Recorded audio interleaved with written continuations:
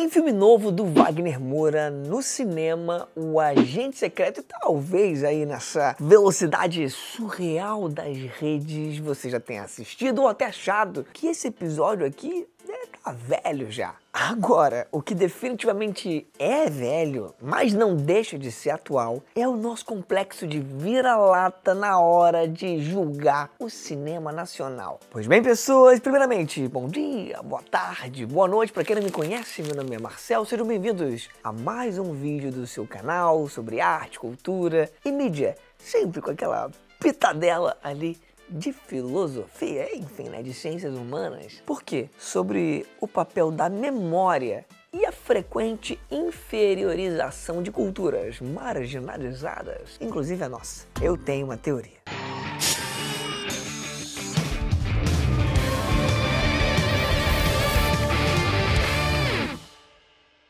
Teoriquetes, antes de começar esse papo, vou dar mais uma mendigada aqui no seu like, pedir que você se inscreva, que você ative o sininho, que você envie esse vídeo, sobretudo para aquela pessoa que só acha que filme bom, que série boa é se for gringa, aliás, que usa a régua gringa para medir tudo que é nosso. E eu vou pedir também que você aí me dê aquele sutil perdão, porque minha garganta tá ruim, meu nariz tá ruim, assim, enfim. Eu vivo zicado disso, tá? Isso vira e mexe vai aparecer. Ultimamente tá pior. Deve ser o período do ano, né? Não sei. E enfim, também agradeço aqui a Creality, empresa aí de impressoras 3D, mais uma vez, pelo incentivo fundamental nesses primeiros meses de canal. Mas enfim, bora lá. O Agente Secreto é a história de um camarada chamado Armando, interpretado pelo Wagner Moura, aliás, interpretado brilhantemente, surrealmente. Eu acho que talvez seja a minha atuação favorita dele. Personagem esse que vai pro Recife, precisou mudar de nome, virou Marcelo, quase meu xará, porque, enfim, estamos ali em tempos sombrios, em tempos que o Kleber Mendonça, roteirista e diretor do filme, chama de tempos de pirraça. Está falando de 1977, o período da ditadura militar no Brasil. Ditadura essa que seleciona, evidentemente, inimigos políticos de muitos tipos, mesmo alguns menos óbvios, né, que censura pessoas, que tortura pessoas, que persegue pessoas, dentre elas o Armando. Mesmo que ele não entendesse com muita clareza por qual razão. A questão é que o Armando não quis simplesmente apagar a sua história, seu passado, ele não quis apenas mudar de vida. Nessa nova vida, ele acaba ficando abrigado numa casa em que existem vários outros perseguidos políticos,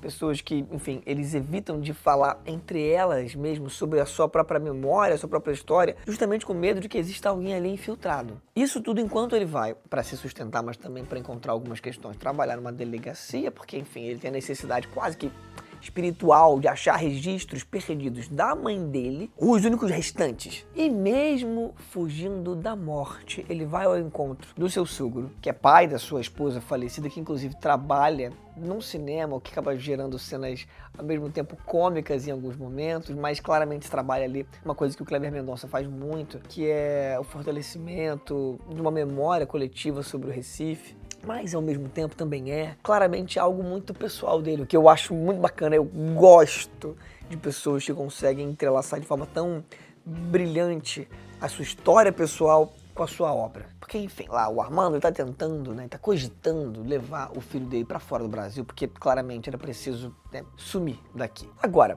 enquanto tá rolando a história pessoal do Armando, existe uma história, uma trama paralela. Dezenas de mortes estão acontecendo no Recife. E o assassino seria ninguém mais, ninguém menos, pelo menos pelo que é retratado nos jornais, a perna cabeluda. Mas o que seria isso? Eu fui procurar, fui pesquisar sobre a perna cabeluda, uma lenda urbana que surge nos anos 60, 70, no Recife, e que é parte muito central da memória coletiva de lá. Que assim, bem, além do que é autoexplicativo, essa perna cabeluda, ela seria, comparando com, por exemplo, comigo que moro no Rio de Janeiro, algo minimamente parecido com o carro da linguiça ou o velho do saco. Tem um papel social bastante específico. E mais do que isso, é uma noção que gera uma lenda, que gera um medo coletivo, em especial em crianças, em sair à noite, em não ficar sozinho por aí, em não fazer determinadas coisas, mas é mais peculiar porque é isso, né?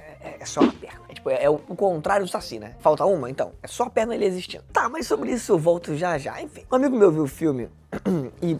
como muitas pessoas eu percebi, via um amigo meu falando isso, vi críticos dizendo que estavam achando um certo exagero o quanto estavam falando bem do filme. E esse meu amigo disse que ele se incomodou com o filme porque ele achava que nada tinha acontecido no filme. Para além da ação que existe no filme, para além do caráter cômico, para além da trilha que carrega muito bem, te ambienta no Recife, assim, o filme, ele mescla um retrato crítico desse período nacional de autoritarismo, um autoritarismo que faz parte, né, da experiência humana, que entrelaça nossas relações familiares, nossas relações com instituições e tudo mais, mas que naquele contexto ali era algo com braços mais fortes. E faz isso sobre a ditadura, assim, de um jeito que eu acho legal, porque os livros de história dão a impressão que as coisas eram menos confusas do que eram, do que são sempre nos períodos. Eu gosto, por exemplo, de um filme chamado Guerra dos Mundos, porque mostra a invasão de alienígenas aqui, porque não tem uma narração na televisão, uma reportagem, algo que explique bonitinho o que está acontecendo. Na prática, há determinados contextos que a gente não tem a clareza do que está rolando. Sobretudo quando existe uma enorme disputa, uma enorme divergência ideológica. Essa batalha de narrativas. Quanto mais perto a gente está de um evento, quanto mais perto a gente está de um objeto, menos a gente enxerga ele. Eu vou dar esse exemplo 1 zilhão de vezes até que isso seja suficientemente vívido na sua cabeça. Mas assim, ao mesmo tempo que o Agente Secreto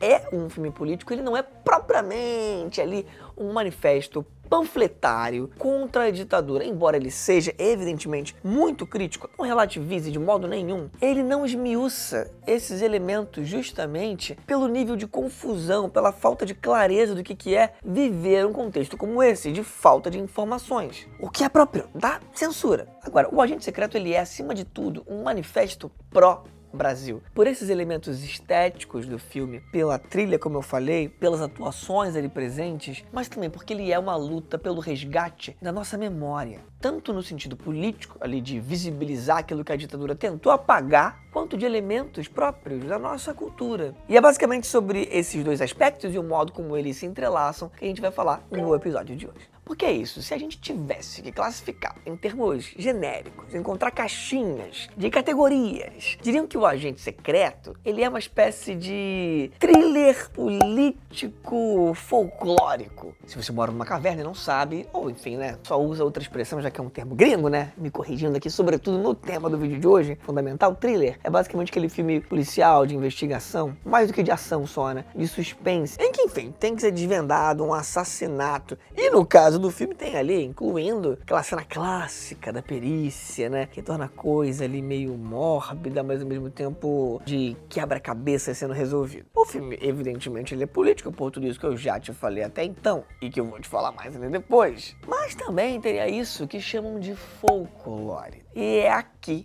que eu acho que eu posso trazer mais claramente meus centavinhos de contribuição. Tem um autor chamado Benedict Anderson, que traz a noção que ele chama de comunidades imaginadas. Essa é a teoria dele. O que ele fala? O que a gente chama de cultura, quando pensa cultura como algo universal, como se houvesse uma cultura legítima, a cultura brasileira, a cultura, aí é mais abrangente ainda, árabe, ou a cultura cristã. Isso não vem do compartilhamento concreto dessas experiências por todos os membros desses grupos, obviamente, mas de uma certa invenção do que seria a identidade do grupo. Porque só você para pensar, esteja você falando de mulheres, roqueiros, brasileiros e por aí vai, enfim, tente encontrar um grupo de características que valha para todos os membros, algo que todas as mulheres praticam, algo que todos roqueiros praticam, todos brasileiros, todos cariocas, todos aqueles que, enfim, todos os flamenguistas, você não encontra. Existe talvez ali,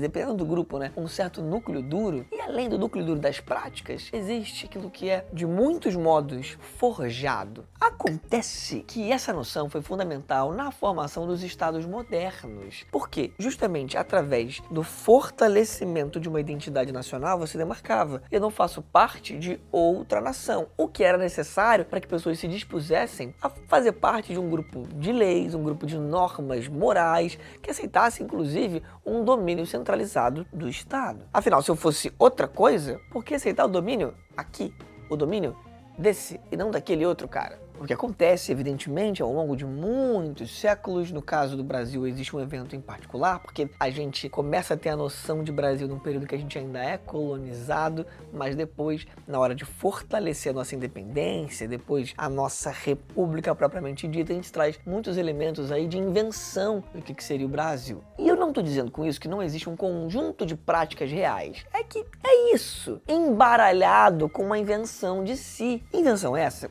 que, assim, eu não tô falando que existe um QG do mal, sentado assim juntos numa reunião, e agora vamos inventar o Brasil. Essa invenção é coletiva, ela também é espontânea. Só que ao mesmo tempo que também existe um movimento espontâneo disso, um movimento coletivo disso, também existe um uso de poder político, seja ele diretamente do Estado, seja ele da mídia, seja ele, enfim, da religião, para forjar, né, no sentido de quase que esculpir de forma mais eficiente para determinado propósito, às vezes, uma identidade. Isso vale para qualquer identidade, mas é o caso, sobretudo, quando a gente fala de identidade nacional. Nessa lógica aí do que ele chama de comunidades imaginadas, o que ele quer dizer é: a gente não é só aquilo que a gente faz, é aquilo que uma versão oficial que é criada por quem tem algum poder de contar a história decide. Brasileiro é quem come tal coisa. Brasileiro é quem pratica tal religião. É quem usa tal tipo de roupa. É quem frequenta tal tipo de lugar. E existiriam aqueles que seriam ou não brasileiros, ou menos brasileiros, ou brasileiros inadequados. E é dentro desse sentido que a expressão cultura costuma ser tratada como algo universal. Brasileiro é,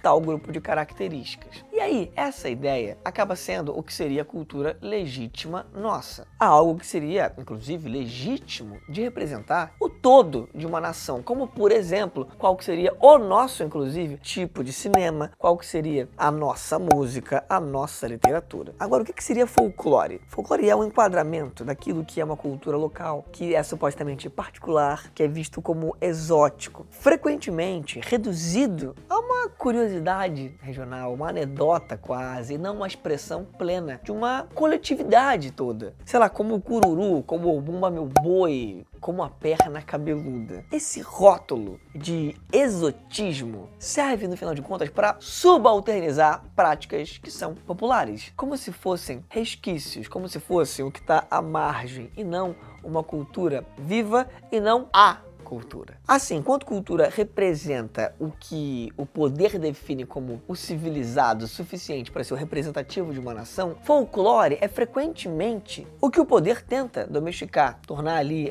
apetrecho de museu ou tratar como adereço turístico. No fundo, ambos aí complexos de práticas são igualmente cultura, mas só uma delas é legitimada como identidade oficial. Essa subalternização é uma medida com a régua do outro, que diz que não é um, diz que é todos. E que, infelizmente, pior ainda, acaba sendo muitas vezes internalizada por esses grupos que são marginalizados. Como se houvesse um jeito mediano de existir, uma bula comportamental. Tem um bom exemplo sobre isso. Na década de 50, o Brasil joga a final contra a Suécia em 1958 da Copa do Mundo, em que Pelé, com 17 anos, mete 2 gols na final e tudo mais. O Brasil, que era formado por uma equipe que hoje chama de miscigenada, enfim, que era chamada de mestiça, o que era entendido como motivo do atraso nacional, o quanto a gente estava misturando as raças, degenerando aí elas. E, obviamente, partindo de um ideal de branquitude. O fato daquele garoto negro,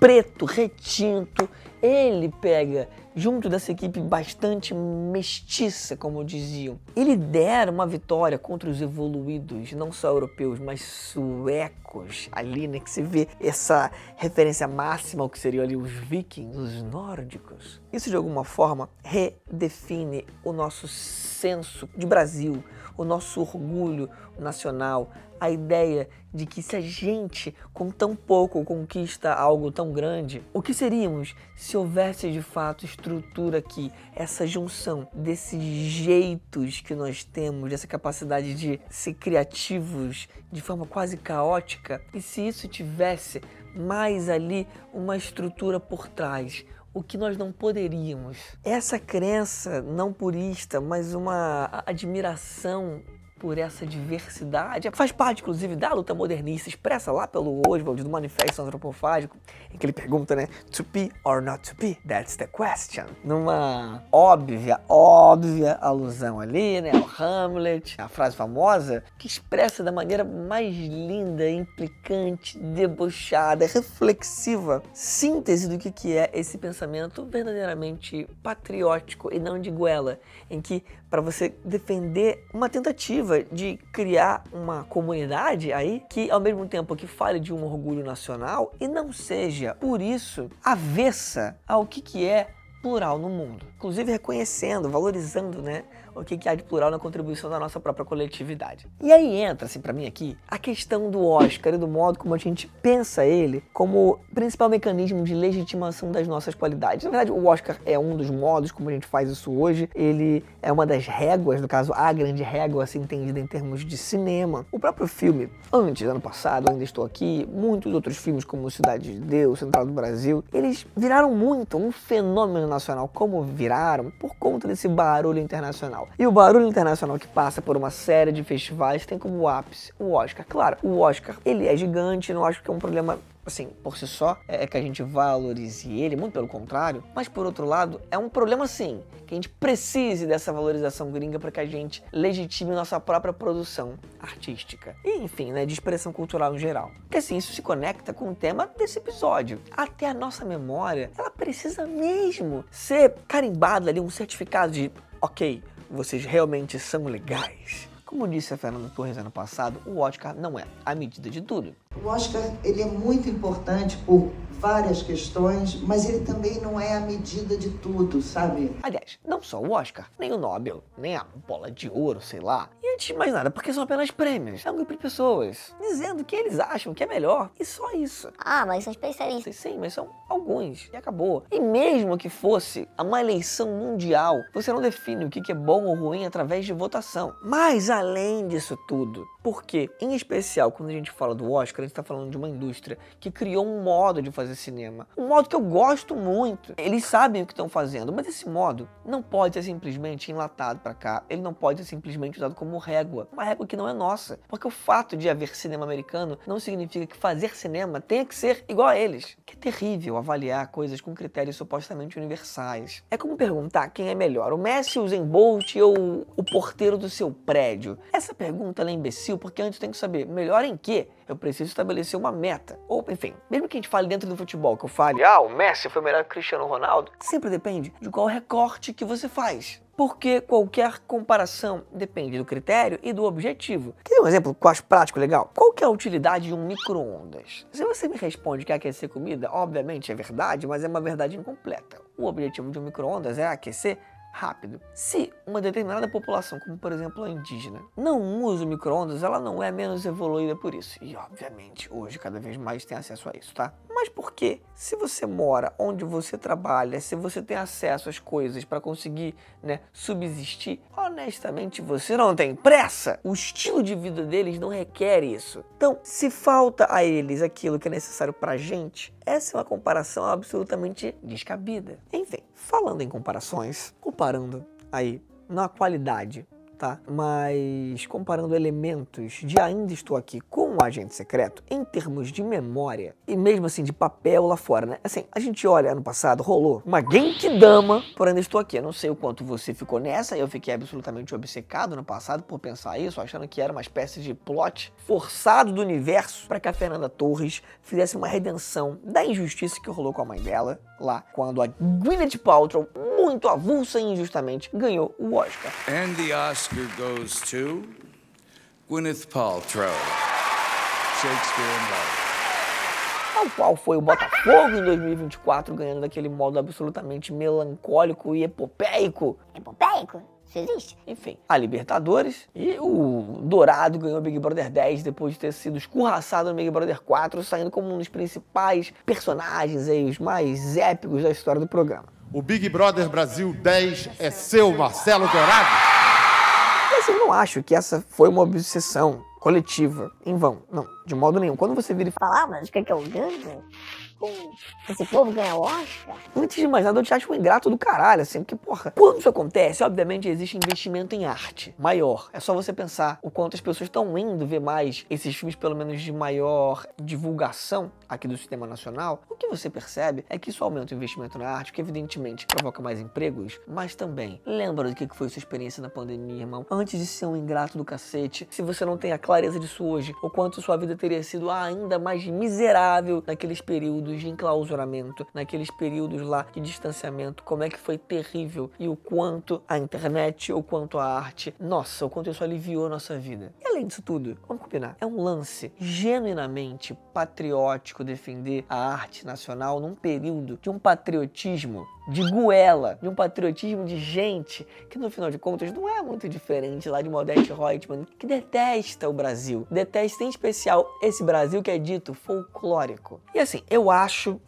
que o Agente Secreto e Ainda Estou Aqui se entrelaçam numa grande contribuição em relação à memória. Agora, embora o Agente Secreto também fale desse resgate da memória, ele traz um elemento que é a memória cultural, que não está muito presente lá em Ainda Estou Aqui, que foca demais na questão política, talvez exclusivamente. Até porque Ainda Estou Aqui sequer poderia trazer essa questão. Justamente porque, do ponto de vista coletivo, conta uma história do eixo, do centro do Brasil, que é uma ideia que a gente aprende a entender como universal e não local. E assim, eu não acho que isso foi um erro de Ainda Estou Aqui não, tá? Pelo amor de Deus. É a história do filme, cacete. É a vida daquelas pessoas. Seria inclusive terrível que todos os filmes tivessem que preencher um checklist de todos os elementos ali políticos e identitários de uma nação. Nossa, assim, isso seria, além de tudo, impossível e chato demais. Agora, eu não quero dizer com isso tudo que não existe uma cultura nacional, ou mesmo que não existe uma cultura continental. Porque cultura tem a ver com uma memória que é compartilhada, tem a ver com um tipo de vegetação, tem a ver com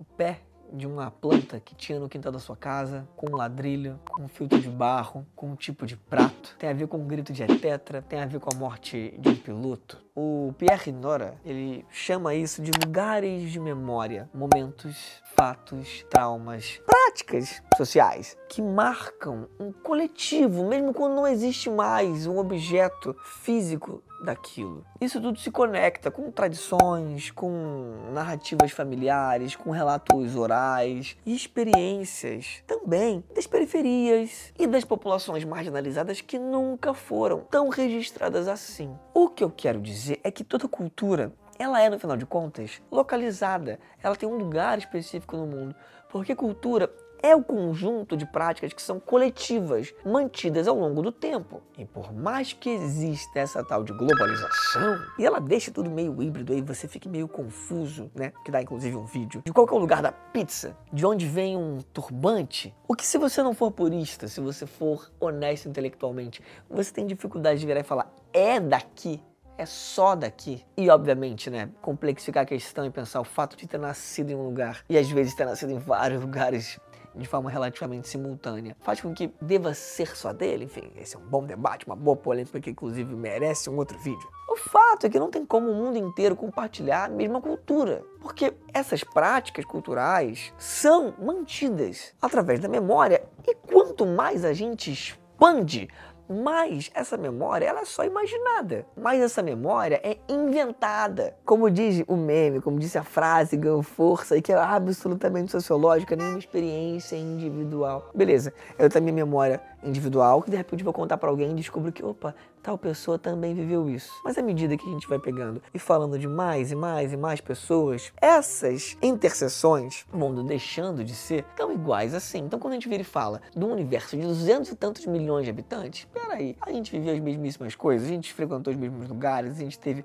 as mesmas experiências de carnaval. Aliás, o que é um carnaval, o que é uma fantasia, o que é o medo aqui e no, sei lá, Sergipe, obviamente podem ter interseções, quanto mais, né, a gente faz parte de uma cultura que entrelaça a outra, mais a gente vai ver elementos em comum. Agora, obviamente elas não são universais. E se as comunidades sempre são imaginadas, a real é que existem formas de tornar uma identidade mais pseudo-universal. E ninguém faz isso de forma mais eficaz, embora obviamente também de forma problemática, do que ditaduras. Porque elas tentam forjar versões e predominâncias da memória coletiva, seja de forma política, seja de forma, a memória cultural, de um jeito mais consciente. Eles fazem isso de forma mais proposital. O próprio Getúlio faz isso com o futebol, faz isso com o samba aqui no Brasil, trazendo esses elementos como sendo o que seria central da nossa cultura. E aí, numa contradição histórica, é claro que isso tem algo que hoje a gente valoriza, né? E que acabou virando mesmo muito fundamental para pensar o Brasil. Mas, simultaneamente, a gente está também fazendo com que muitas práticas sejam entendidas como práticas de lado. E aí não é só um movimento espontâneo de ele pegou e pensou aquilo que já era popular. Tem isso também, mas também existe um processo arbitrário de escolher o que é que vale a pena, por uma série de motivos, de ser visto como o nervo central da nossa cultura. Getúlio foi, certamente, um dos maiores, se não o maior, inventor desse país, dessa nossa comunidade imaginada. E aí, nesse processo, em especial de ditaduras selecionarem o que entra ou não nessa memória coletiva, é preciso pensar, e é esse um ponto central do filme, o quanto a gente não pode esquecer aquilo que foi feito durante a ditadura militar. Porque ter direito à memória é lembrar de quem a gente é. E é por isso que a gente precisa, aí trazendo um tema político de agora, não topar listinha nenhuma. A gente precisa, como a gente finalmente está fazendo pela primeira vez, responsabilizar, culpabilizar o que os militares fizeram naquela época, mas também o que continuam fazendo até hoje. O direito das famílias de saber o que houve com os desaparecidos políticos faz parte de uma ideia, de uma proposta maior. Sem verdade não existe luto, não existe justiça, não existe comunidade política saudável. O que existe é dor. E o que o agente secreto faz é dar forma cinematográfica a isso, a essa necessidade de reconstruir a verdade, não como algo individual, mas coletiva, e não como um modo de alterar os fatos, mas de alterar o olhar e a interpretação para aquilo que aconteceu ali. Enfim, falando do homem da tornozeleira, volto aqui para a perna cabeluda para trazer o seguinte. Eu acho, honestamente, que o ponto central do filme é ela. Apesar ali das atuações magníficas, em especial, eu acho, da Dona Sebastiana, claro que foi bastante falado, mas também do seu Alexandre, que é o sogro, né, do Wagner Moura, do Armando no filme. A atuação da Dona Sebastiana, inclusive, assim, eu acho muito emocionante, porque ela não era uma atriz antes, embora seja uma senhora, na casa dos 70 anos já, mas acima de tudo, porque tem muita verdade na fala dela ali, e ela é muito boa. Tem uma encomenda pra você. O que me faz pensar quantos talentos, o quanto existe por esse país que a gente só não conhece ainda, o que falta de oportunidade para tanta gente brilhar. E assim, a Perna Cabeluda acaba tendo um ponto para mim de destaque porque existe um certo espanto gringo ao ouvir sobre aquela história, mas um espanto também dentro do nosso centro nacional. O que é peculiar porque existem lendas muito semelhantes aqui, né?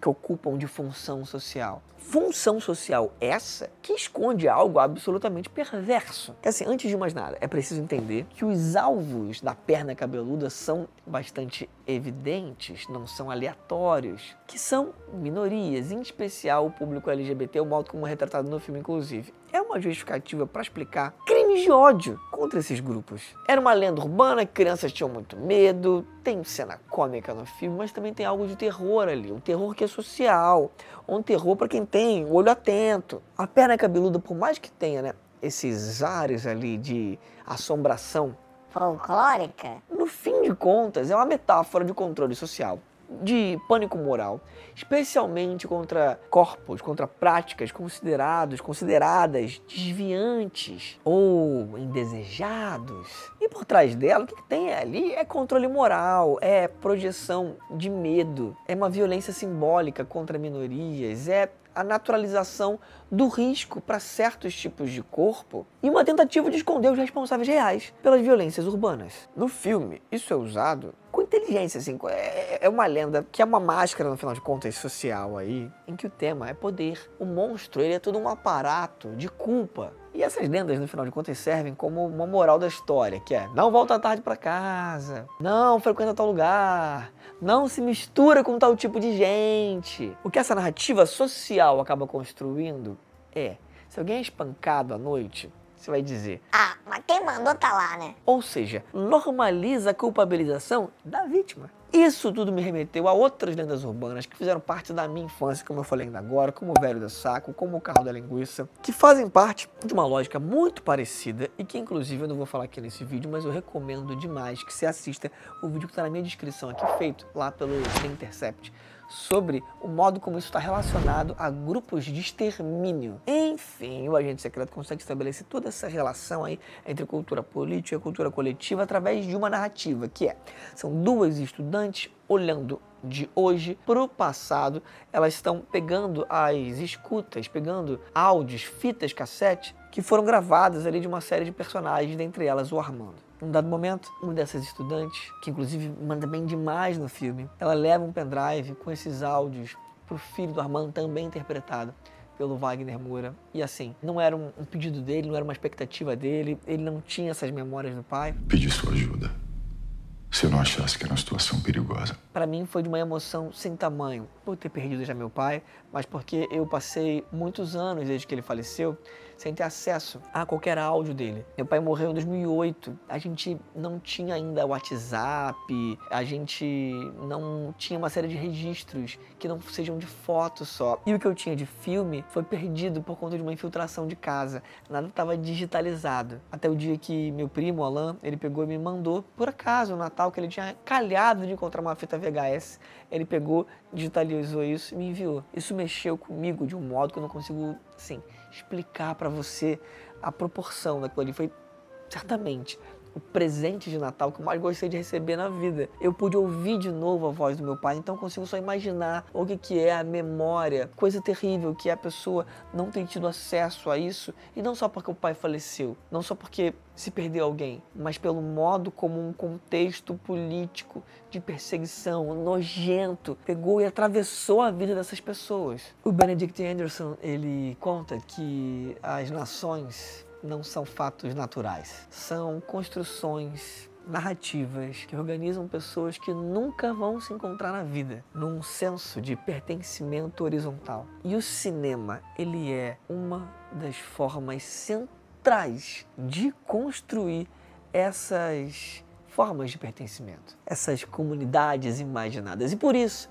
a disputa pela memória é também pelo que significa ser brasileiro. A memória serve para a gente lembrar quem a gente é. Porque, como diz James Joyce, o passado não só ainda não morreu, como não passou. Porque nunca passa. E esse filme é apenas mais um dos episódios na nossa luta pelo tempo, na nossa luta por ser quem somos, por recontar a história desse país. Para o mundo, para falar, olha o talento que existe aqui, que vocês não valorizam. Mas também para dizer que a gente precisa de uma verdadeira independência. A gente precisa de uma independência dessa galera, mas ao mesmo tempo, a gente precisa fazer as pazes com a nossa própria história. Enfim, pessoas, foi isso o vídeo de hoje. Deixa você um beijo para quem for de beijo, um abraço para quem for de abraço. Caso a gente não se veja novamente, bom dia, boa tarde, boa noite e tudo dando certo. A gente se vê de novo no próximo episódio. Tchau, tchau, pessoal.